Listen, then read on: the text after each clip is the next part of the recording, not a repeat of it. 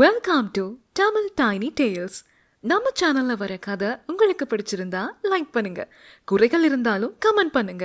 நம்ம சேனல்ல வர கதைகளை உடனுக்குடன் தெரிஞ்சுக்கொள்ள நம்ம சேனலை சப்ஸ்கிரைப் பண்ணுங்க.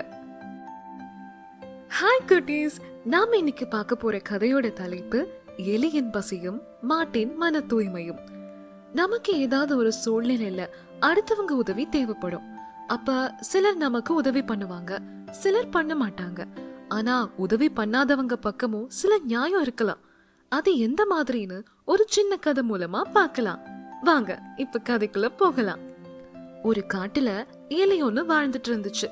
ஒரு நாள் உணவு இல்லாம ரொம்ப திண்டாடிட்டு இருந்துச்சு. அது கண்ணுக்கு தெரிஞ்ச பாதையில உணவு தேடி போச்சு.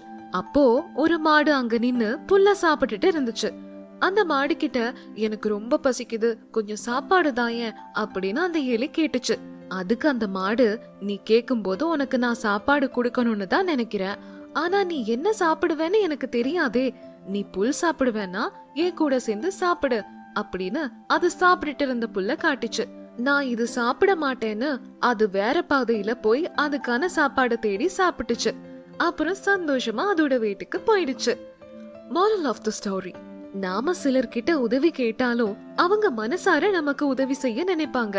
ஆனா அவங்க சூழ்நிலை அல்லது அவங்க இயலாம காரணமா நமக்கு உதவி செய்ய முடியாம போகும். அது தவறில்ல. அவங்க நிலைமைய நாமளும் புரிஞ்சுக்கணும். குட்டீஸ், உங்களுக்கு இந்த கதை பிடிச்சிருந்தா லைக் பண்ணுங்க. அடுத்து உங்களுக்கு எந்த மாதிரி கதை வேணும்னு கமெண்ட்ஸ்ல சொல்லுங்க. அது மாதிரி ரெடி பண்ணுவோம். ஓகேயா? பாய் குட்டீஸ். நம்ம சேனல்ல வர கதை உங்களுக்கு பிடிச்சிருந்தா லைக் பண்ணுங்க. குறைகள் இருந்தாலும் கமெண்ட் பண்ணுங்க. நம்ம சேனல்ல வர கதைகளை உடனுக்குடன் தெரிஞ்சுக்கொள்ள நம்ம சேனலை சப்ஸ்கிரைப் பண்ணுங்க.